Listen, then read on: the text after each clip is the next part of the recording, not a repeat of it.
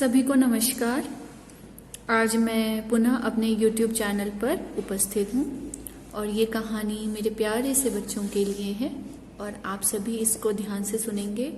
आज मैं आपको विष्णु गणेश पिंगले के बारे में जानकारी देने वाली हूँ, तो आप सभी ध्यान से सुनेंगे। विष्णु गणेश पिंगले, इन्होंने इंजीनियरिंग की पढ़ाई की और इंजीनियरिंग की पढ़ाई के साथ उन्होंने सबसे पहले अपने पिताजी को कहा, पिताजी मेरा नौकरी करने का कोई विचार नहीं है। तो पिताजी गुस्से में आग बबूला हो गए और कहने लगे, तुमने तो मेरे सारे पैसे बर्बाद कर दिए। जब तुम्हें इंजीनियरिंग नहीं करना था और इंजीनियर नहीं बनना था तो तुम अमेरिका क्यों गए? तो विष्णु गणेश पिंगले कहते, पिताजी आपके सम्मान के लिए, आपकी इच्छा के कारण मैं इंजीनियरिंग की पढ़ाई के लिए अमेरिका गया। पिताजी ने कहा कि अगर तुम मेरी इज्जत करते हो तो तुम पैसा कमाओ और परिवार का सम्मान बढ़ाओ। तो छोटे से बालक विष्णु गणेश पिंगले कहता है, पिताजी आप मुझे ये बताइए, भारत माता से ऊपर कोई है? नहीं है ना। तो एक बात बताइए, मैं कैसे खुश रहूं, मैं कैसे कमाऊं, मैं कैसे अपना आरामदायक जिंदगी जीऊं जब मेरा देश, मेरी भारत माता खुश नहीं है। उसके बाद विष्णु गणेश पिंगले पिताजी के साथ बैठ गए। उसके बाद देखिए क्या हुआ। उनके पिताजी अपने बेटे के मुख से ये सुनकर अचंभित हो गए, शॉक्ड हो गए, सरप्राइज हो गए। इन्हीं बालक का जन्म छत्रपति शिवाजी के कर्मभूमि पूना के पहाड़ी क्षेत्र में हुआ था।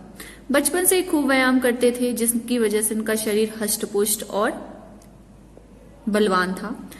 जैसे शरीर इनका बलवान वैसे पढ़ने में तेज थे और मैट्रिक की परीक्षा उन्होंने अच्छे अंक से प्राप्त किया, जिसके कारण उनके घर वालों ने उन्हें इंजीनियरिंग की पढ़ाई के लिए कहाँ भेज दिया? अमेरिका के सिएटल शहर में भेज दिया। वहीं से उनके अंदर देशभक्ति की भावना उत्पन्न हुई।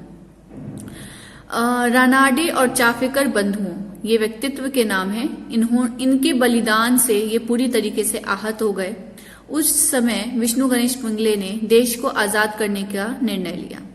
सिएटल में ही पढ़ते समय उनकी मुलाकात डॉक्टर पांडुरंग खान खोजे से हुई और उसी समय अमेरिका में गदर पार्टी के अध्यक्ष लाला हरदयाल भी पहुंचे और विष्णु गणेश पिंगले उस पार्टी में शामिल हो गए।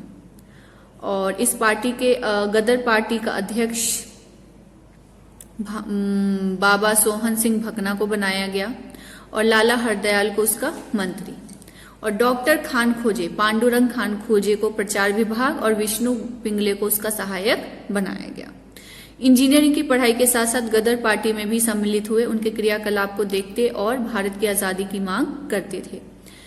इधर पिंगले की पढ़ाई पूरी हुई और गदर पार्टी भी काफी ज्यादा एक्टिव हो गई और अमेरिका से जहाज पे जहाज भारत आने लगे, क्योंकि गदर पार्टी के सभी नेताओं ने ये प्रण किया था कि 21 फरवरी 1911 का दिन हम अंग्रेजों के खिलाफ आवाज उठाएंगे।